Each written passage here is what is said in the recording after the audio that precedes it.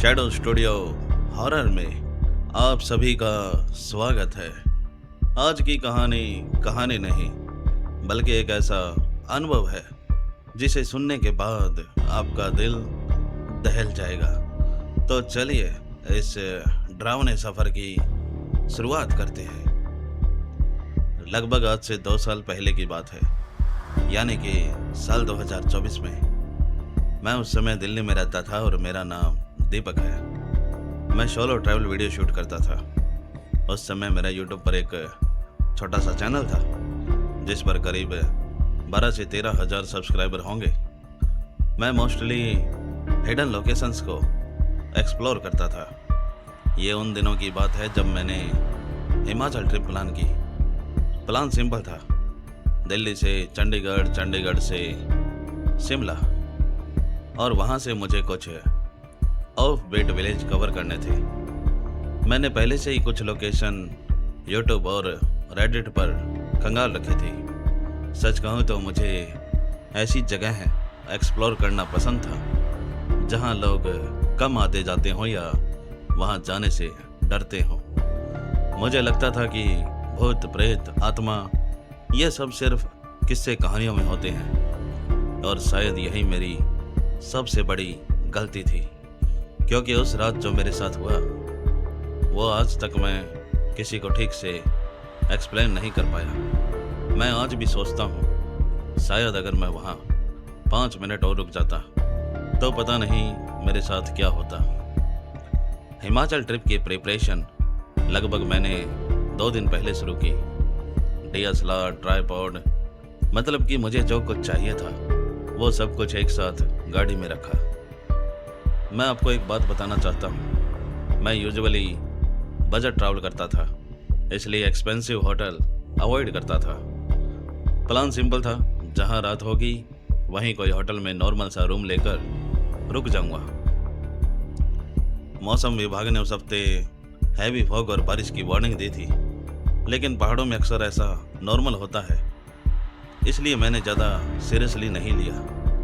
मैं दिल्ली से सुबह करीब 4 बजे निकला। उस समय बाहर अभी अंधेरा था, सड़कें लगभग खाली थी और हाईवे पर सिर्फ लॉन्ग रूट वाले ट्रक चल रहे थे। मैंने रास्ते के लिए पहले से ही स्नैक्स पानी ले रखा था। कार में धीमे वॉल्यूम पर पुराने गाने चल रहे थे और ऑनेस्टली ट्रिप की शुरुआत काफ़ी अच्छी थी। सुबह करीब 9 बजे मैं चंडीगढ़ पहुंच गया। चंडीगढ़ क्रॉस करने के बाद मुझे एक छोटा सा ढाबा दिखाई दिया। मैंने वहां रुककर चाय और पराठे लिए। उसके बाद आगे की जर्नी कंटिन्यू करते हुए करीब दोपहर तक मैं शिमला पहुंच गया। मॉल रोड पर भीड़ थी। मैंने एक कैफ़े में बैठकर कॉफ़ी ली और अगले रूट की प्लानिंग करने लगा। हाईवे को अगर मैं फॉलो करूं तो 2 से 2.5 घंटे का रास्ता दिखा रहा था। तभी मुझे गूगल मैप पर एक शॉर्टकट दिखा। उस रास्ते से मेन लोकेशन का लगभग 1.5 घंटा बच रहा था, लेकिन वो रोड जंगल के बीच से निकलती है। तो मैंने कैफ़े वाले भैया से पूछा कि भैया, ये जो शॉर्टकट रास्ता दिखा रहा है क्या ये सेफ़ है? उसने कहा कि भैया दिन में ठीक है, लेकिन आप रात होने से पहले वहाँ से निकल जाना। मैंने कहा ऐसा क्यों? उसने बताया कि उधर नेटवर्क नहीं आता और रात में लोग उस रास्ते से जाने से अवॉइड करते हैं। मुझे लगा कि शायद जंगल के बीच का रास्ता है तो हो सकता है वहाँ जंगली जानवरों का खतरा हो। उस समय शाम के करीब 4 बज रहे थे। मुझे लगा कि मैं आराम से निकल जाऊँगा, इसलिए मैं शिमला के टूरिस्ट प्लेस पर घूमने चला गया। वहाँ 2 घंटे कब लग गए कुछ पता नहीं चला। अब शाम के करीब 6 बज गए थे।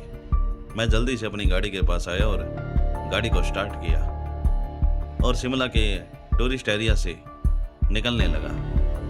वहाँ से निकलते निकलते मुझे आधा घंटा लग गया। मैंने अब मेन हाईवे वाला रास्ता छोड़कर एक लोकल रास्ता चुना जो गूगल मैप के उस शॉर्टकट रास्ते तक लेकर जा रहा था। शुरुआत में रास्ता बिल्कुल नॉर्मल लग रहा था। बीच बीच में पहाड़ पर बसे छोटे छोटे घर दिखाई दे रहे थे। कहीं सड़क किनारे चाय की दुकानें थी कभी कोई लोकल बाइक वाला मेरे पास से निकल जाता। अब धीरे धीरे शाम से रात हो रही थी, लेकिन जैसे जैसे मैं आगे बढ़ता गया वैसे वैसे सब कम होने लगा। घरों की रोशनी पीछे छूट गई। अब सड़क पर सिर्फ मेरी गाड़ी है और दोनों तरफ घना जंगल। पिछले आधे घंटे गाड़ी ड्राइव करने के बाद मुझे अब एक छोटा सा ढाबा दिखाई दिया। शॉर्टकट वाले रास्ते तक पहुंचने में अभी 1 घंटा और लगने वाला था। मैंने वहां जल्दी से गाड़ी रोकी और बाहर निकलकर सीधा ढाबे में चला गया। वहां ढाबे पर सिर्फ 2 आदमी बैठे थे, एक बूढ़ा और एक लगभग 30 से 35 साल का आदमी। वो चाय पीते हुए कुछ बातें कर रहे थे। मैंने एक चाय का बोला और उनके पास जाकर बैठ गया। उन दोनों ने मुझे देखा और मुझसे ताऊजी ने पूछा कि बेटा कहाँ से हो, यहाँ के तो नहीं लगते। मैंने कहा कि मैं दिल्ली से हूँ और यहाँ घूमने के लिए आया हूँ। फिर मैंने ताऊजी से पूछा कि ताऊजी ये जो जंगल वाला जो शॉर्टकट वाला रास्ता है ये आगे जाकर मेन हाईवे से कनेक्ट हो जाएगा ना? उन दोनों ने एक दूसरे को देखा और मुझसे कहा कि बेटा ऐसा है, रात होने से पहले आप वहाँ से निकल जाना। मैंने कहा ऐसा क्यों ताऊजी, रोड खराब है क्या? फिर ताऊजी ने कहा कि बेटा रोड खराब नहीं है, वो जगह खराब है। उनकी बात सुनकर मैं थोड़ा मुस्कुराने लगा और उनसे कहा कि जिससे पूछो वो बार बार एक ही बात बोल रहा है, उस रास्ते से रात को मत निकलना। क्या है ये ताऊजी? उन्होंने कुछ नहीं बोला। मैंने चाय के पैसे दिए और ढाबे से सिगरेट ली और अपनी गाड़ी के पास चला गया। मैंने गाड़ी स्टार्ट की और जब चलने लगा तब मैंने साइड विंडो से उनको देखा। वो दोनों मुझे ही देख रहे थे, पता नहीं क्यों। करीब 8 बजे तक मैं शॉर्टकट वाले रास्ते पर पहुंच गया। 10-11 किलोमीटर चलने के बाद सड़क पर धुंध आने लगी थी और धीरे धीरे सड़क कोहरे में गायब हो चुकी थी। विजिबिलिटी इतनी लो हो गई थी कि मुझे 15 से 20 फीट आगे मुश्किल से दिख रहा था। मैंने अपनी जेब से फ़ोन निकाला तो देखा कि फ़ोन में नेटवर्क नहीं था। थोड़ी दूर चलने के बाद फिर अचानक मुझे सड़क किनारे कोई खड़ा दिखाई दिया। मुझे लगा कि कोई अगले गांव तक जाने वाला होगा, शायद इसे लिफ्ट चाहिए। मैंने गाड़ी उसके पास रोकी और मैंने देखा कि एक आदमी जिसने सफ़ेद कपड़े पहन रखे हैं और वो अजीब तरीके से ज़मीन की तरफ देख रहा है। मैंने उससे कहा कि भैया आपको कहीं जाना है क्या? तो उसने कहा कि मैं तो यहीं रहता हूँ। मैंने कहा ठीक है, आप एक बात बताओ कि यहाँ आसपास कोई होटल मिलेगा क्या? वो क्या है कि रात ज़्यादा हो गई है और मैं सुबह से ड्राइव कर रहा हूँ। वो धीरे धीरे मेरे पास आया और मुझसे कहा कि आपको यहाँ रुकना नहीं चाहिए। उसकी आवाज़ बहुत नॉर्मल लगी और यही बात मुझे सबसे ज़्यादा डरावनी लगी। मैंने कहा देखो भैया, रात ज़्यादा हो गई है, आगे कहीं होटल मिल जाएगा या नहीं वो बता दो। उसने कहा कि 2 किलोमीटर आगे एक पुराना लॉज है, लेकिन एक बात याद रखना, अगर वहाँ रुकना पड़े तो रात में दरवाज़ा मत खोलना। मुझे लगा कि ये पागल आदमी है, चल छोड़ जाने दे। मैं गाड़ी लेकर आगे निकल गया। मैंने गाड़ी के रियर व्यू मिरर से उसे देखने की कोशिश की, लेकिन वहाँ कोई नहीं था। ऐसा लग रहा था कि वो शायद धुंध में कहीं गायब हो गया हो। करीब 20 मिनट बाद मुझे लॉज दिखाई दिया। पुरानी ब्रिटिश स्टाइल बिल्डिंग, आधी टूटी हुई, एक पुराना बोर्ड जिस पर लिखा था पाइन व्यू रिट्रीट। मैंने गाड़ी वहाँ रोकी और गाड़ी से बाहर निकला। वहाँ का माहौल चेक किया तो सब कुछ शांत था, किसी प्रकार की कोई आवाज़ नहीं। ऐसा लग रहा था कि यहाँ सालों से कोई नहीं आया हो। यह देखकर मुझे थोड़ा अजीब लगा। आप जानते हैं, जब आप किसी होटल या लॉज में जाते हैं तो वहाँ आपको लोगों की चहल पहल देखने को मिलती है, लेकिन यहाँ ऐसा कुछ भी नहीं था। मैंने सोचा कि चल छोड़ जाने दे। मैंने अपना सारा सामान गाड़ी से निकाला और होटल की तरफ चला गया। जैसे ही मैंने दरवाज़ा खोला तो देखा कि एक पुरानी कुर्सी पर एक बूढ़ा आदमी बैठा है और रेडियो सुन रहा है। रेडियो पर काफ़ी पुराने गाने चल रहे थे। उसने मुझे देखा और अपनी चेयर से उठकर रिसेप्शन काउंटर पर आ गया। मुझसे कहा कि कमरा चाहिए। मैंने कहा हाँ जी हाँ जी। मैंने देखा कि उसकी आंखों के नीचे काले घेरे पड़े हुए हैं। ऐसा लग रहा था कि वो कई दिनों से सोया नहीं हो। शरीर से भी दुबला पतला सा लग रहा था। लेकिन एक बात थोड़ी नोटिस करने वाली ये थी कि वो मुझे ऐसा लग रहा था कि बार बार घूर रहा हो। मैंने रजिस्टर साइन किया और कैजुअली पिछली एंट्री देखने के लिए पेज पलटा। तभी मेरे हाथ रुक गए। मैंने रजिस्टर देखा तो पिछले कई दिनों में सिर्फ 3 लोगों की एंट्री थी, लेकिन किसी के सामने चेकआउट डेट नहीं थी। मैंने कहा ताऊ, और लोग भी हैं। उसने सिर हिलाते हुए मना कर दिया। तो फिर मैंने उससे पूछा कि ताऊ जी, रजिस्टर में तो एंट्री हो रखी है। अब उसने मुझे थोड़ा अजीब तरीके से देखा और मुझसे कहा कि तुम्हें कमरा चाहिए या नहीं। मैंने हाँ में जवाब दिया और उस ताऊ ने मुझे रूम नंबर 203 की चाबी दी। मैं चलने लगा तब उसने मुझसे एक बात कही, रात में कोई दरवाज़ा खटखटाए तो मत खोलना। ये बात मुझसे क्यों कही यह मुझे समझ नहीं आया। रूम नंबर 203 दूसरी मंजिल पर था और मैं काफ़ी थक गया था। मैं बस जल्दी से अपने कमरे तक पहुंचना चाहता था। मैं जब दूसरी मंजिल पर पहुंचा तो वहां ऑलमोस्ट अंधेरा था। बस एक बल्ब था जो बार बार टिमटिमा रहा था। कॉरिडोर हल्का लंबा था और रूम नंबर 203 बिल्कुल आखिर में। मैंने दरवाज़ा खोला और सारा सामान कमरे के अंदर रखा। वो कमरा काफ़ी पुराना था, लेकिन इस्तेमाल में था। बेड पर चादर लगी थी, टेबल पर पानी रखा हुआ था। वहाँ बैठने के लिए 2 चेयर रखी हुई थी और कमरा मुझे ठीक ठाक लगा, लेकिन कमरे में हल्की हल्की ठंड थी। थोड़ी देर आराम करने और फ्रेश होने के बाद मैंने सिगरेट जलाई और कस लगाते हुए कैमरा बैग से कैमरे को बाहर निकाला। कैमरे को सेटअप किया। सिगरेट ख़त्म करने के बाद मैंने वीडियो रिकॉर्ड करना शुरू किया। सब कुछ नॉर्मल चल रहा था। मैं अपने व्यूवर से बातें कर रहा था कि कल हम एक नई जगह एक्सप्लोर करेंगे, लेकिन उससे पहले मैं आपको वो जगह और कमरा दिखा देता हूँ जहाँ मैं आज रात रुका हूँ। ये एक जंगल के बीच बना लॉज है। चलो आपको एक इस कमरे का छोटा सा ओवरव्यू करा देता हूँ। बाहर का नज़ारा हम कल देखेंगे।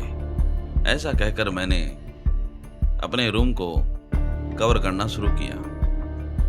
फिर तभी मेरी नज़र वहाँ लगे एक मिरर पर पड़ी। ऐसा लग रहा था कि जो मेरा खुद का रिफ्लेक्शन है वो 1 से 2 सेकंड डिले है।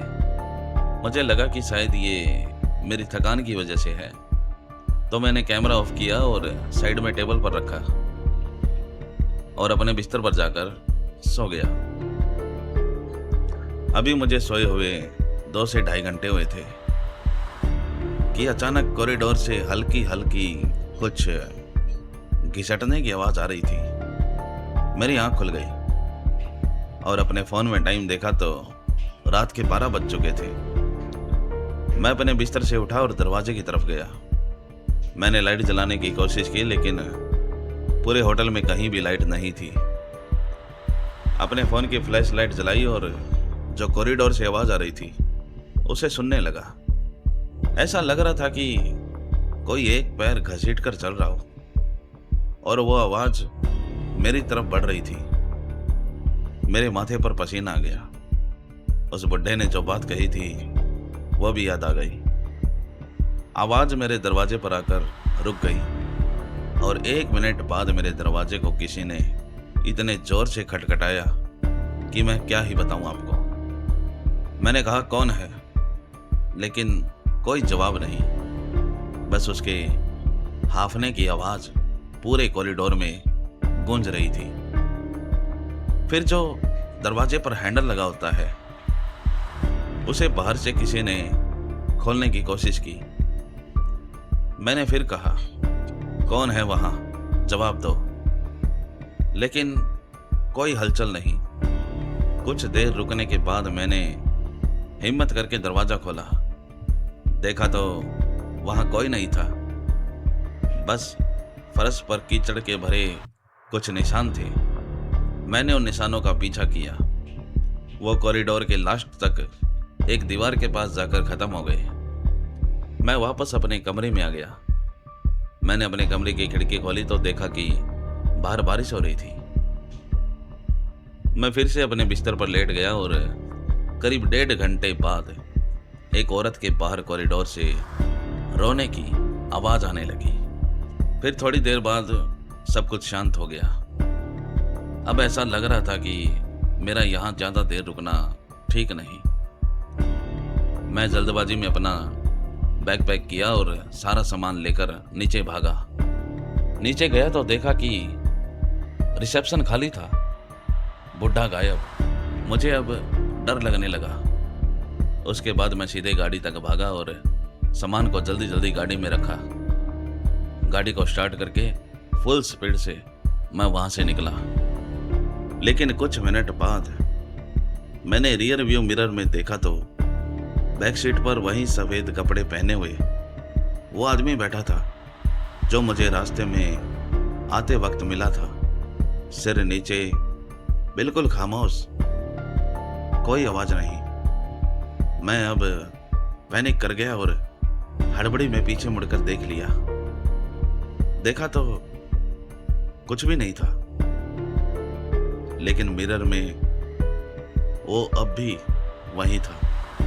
उसने धीरे धीरे सिर उठाते हुए मेरी तरफ देखा और गायब हो गया। उसका चेहरा इंसान जैसा नहीं लग रहा था। फिर अचानक मेरी गाड़ी बंद पड़ गई। रात के 2 बज चुके थे और फिर पैसेंजर साइड विंडो पर 2 बार नॉक हुआ। मैंने देखा तो ग्लास पर लाल इंक थी या खून, उंगली से लिखा हुआ था, पीछे मत देखना। लेकिन मुझसे गलती हो गई। मैंने पीछे मुड़कर देख लिया और मैं भयानक तरीके से डर गया। बैक सीट पर एक औरत बैठी थी। भीगे बाल, चेहरे पर चोट और खून के निशान थे। ये देखकर मेरा गला सूख गया। मैंने जल्दी से गाड़ी का दरवाजा खोला और गाड़ी के बाहर निकला और जल्दी से जंगल की तरफ भागा। मुझे उस समय तक कुछ समझ नहीं आ रहा था कि मैं कहाँ जा रहा हूँ। मैं बस उन बुरी शक्तियों से पीछा छुटाना चाहता था जो मेरे पीछे पड़ी है। मैं जंगल में भागता रहा। कभी किसी पेड़ की टहनी से टकरा जाता तो कभी किसी झाड़ी में उलझकर नीचे गिर जाता। लेकिन वो आवाज रोने और चीखने की अब भी मेरा पीछा कर रही थी। मैंने अपने आप को संभाला और फिर से भागने लगा। कुछ दूर भागने के बाद मुझे एक मंदिर दिखाई दिया। उस समय तक मुझे नहीं पता कि वो मंदिर किस देवी या भगवान का है। मैं बस उस मंदिर के अंदर जाना चाहता था। मैंने अपने कदम जल्दी जल्दी मंदिर की तरफ बढ़ाए। आगे जाकर देखा तो वो मंदिर हनुमान जी का था। मैं सीधे अंदर चला गया और हनुमान जी के चरणों में सिर रखकर उनसे विनती की कि हे बालाजी महाराज, आप मेरी इन बुरी शक्तियों से रक्षा करें। मंदिर के बाहर से अभी भी रोने और चीखने की भयानक आवाजें आ रही थी। फिर अचानक पता नहीं क्या हुआ कि सब कुछ शांत हो गया। मंदिर के बाहर से रोने और चीखने की आवाज़ें आना बंद हो गई। मेरी भी अचानक कब आंख लग गई और मैं सो गया, ये मुझे पता नहीं चला। रात को काफ़ी बारिश हो रही थी। सुबह होने के बाद मैंने हनुमान जी के चरणों में सिर झुकाते हुए उनको प्रणाम किया और मंदिर के बाहर निकला। मौसम अब बिल्कुल साफ था। मुझे अब वहां जाना था जहां मैं गाड़ी छोड़कर भागा था। कई देर की मशक्कत के बाद मुझे मेरी गाड़ी मिल गई। अपनी गाड़ी के पास जाकर मैंने अपना सारा सामान चेक किया। सब कुछ ठीक था, बस अब गाड़ी स्टार्ट हो जाए। मैंने गाड़ी को स्टार्ट करने की कोशिश की, लेकिन गाड़ी स्टार्ट नहीं हुई। फिर मैंने गाड़ी का बोनट खोला और बैटरी के दोनों टर्मिनल हटाकर दोबारा लगाई और फिर से कोशिश की। इस बार गाड़ी स्टार्ट हो गई थी और मैंने गाड़ी को धीरे धीरे आगे बढ़ाया। फिर मैंने डैशबोर्ड पर रखा सिगरेट का पैकेट उठाया, एक सिगरेट जलाई और लंबा कस लिया। लेकिन दिमाग में पिछली रात जो कुछ हुआ था वो सब बार बार आंखों के सामने आ रहा था। वो होटल, लेकिन अंदर कहीं ना कहीं मुझे पता था मैंने जो देखा वो नॉर्मल नहीं था।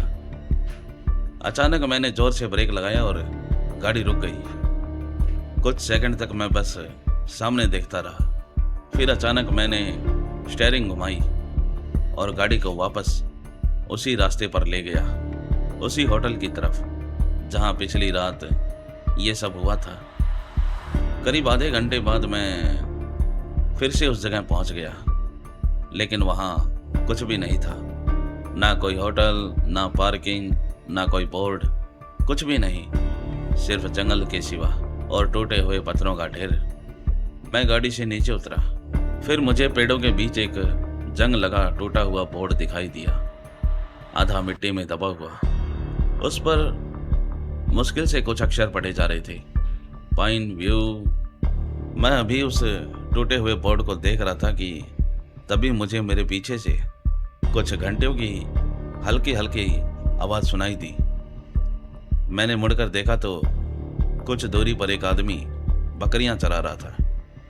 उसकी उम्र लगभग 40 से 45 साल होगी। कंधे पर पुराना सा कम्बल डाले हुए और हाथ में एक डंडा लिए खड़ा था। मैं उसके पास गया और उससे पूछा कि यहाँ एक लॉज था, जब मैं रात में यहाँ आया था। उसने कहा कि तुम रात को यहाँ रुके थे। मैंने हाँ में सिर हिलाया। अच्छा हुआ तुम पूरी रात वहाँ नहीं रुके, क्योंकि कुछ लोग वहाँ रात को रुक तो जाते हैं लेकिन वापस नहीं आते। फिर उसने बताया कि 6 महीने पहले एक ट्रक ड्राइवर रात में रास्ता भटक गया था। उसे अपने गांव जाना था और कल रात की तरह तेज बारिश हो रही थी। उसने भी इसी होटल में रुकने की गलती की। रात में करीब 12 बजे उसके कमरे के दरवाजे पर कोई लगातार नॉक कर रहा था। पहले उसने सोचा कि कोई होटल वाला होगा, लेकिन दरवाजे पर खटखटाहट रुक नहीं रही थी। फिर उसने दरवाजे के बीच वाले छोटे ग्लास व्यू से बाहर देखा तो वहाँ कोई नहीं था, लेकिन दरवाजे को अब भी कोई खटखटा रहा था। अब ड्राइवर को डर लगने लगा। थोड़ी देर बाद नॉकिंग बंद हो गई।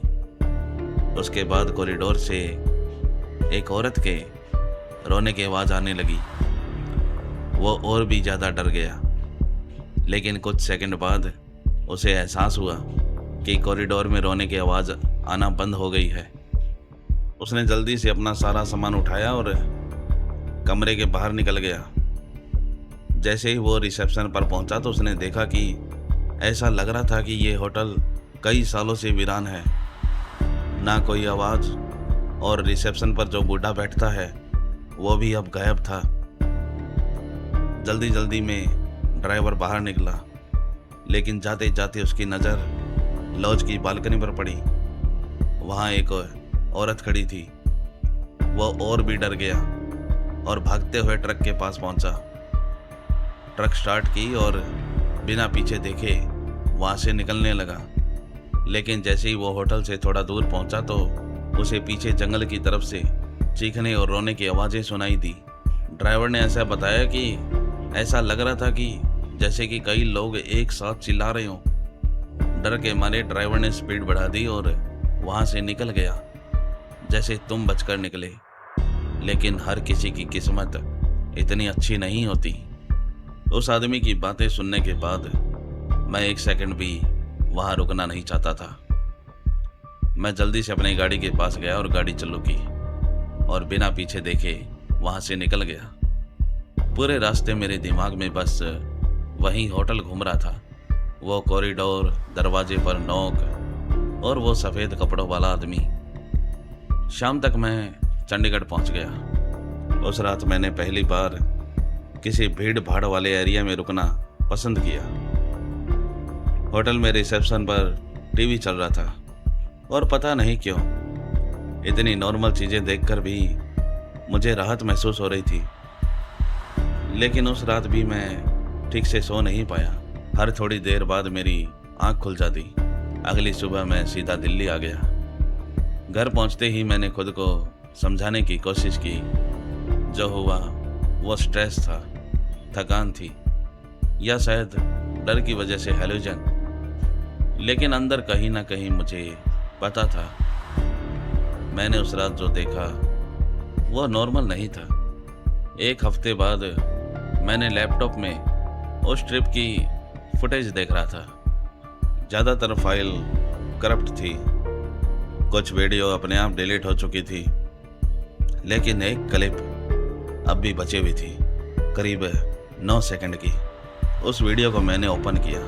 वीडियो में रूम नंबर 203 में मैं वीडियो शूट कर रहा हूँ। सब कुछ नॉर्मल लग रहा है। वीडियो अचानक रुक जाती है। मैं जहाँ बैठकर वीडियो शूट कर रहा था वहाँ मेरे पीछे एक औरत खड़ी थी और इस बार वो सीधे कैमरा की तरफ देख रही थी। मैंने वो फुटेज उसी रात डिलीट कर दी और आज तक दोबारा कभी हिमाचल के उस रूट पर नहीं गया। लेकिन आज भी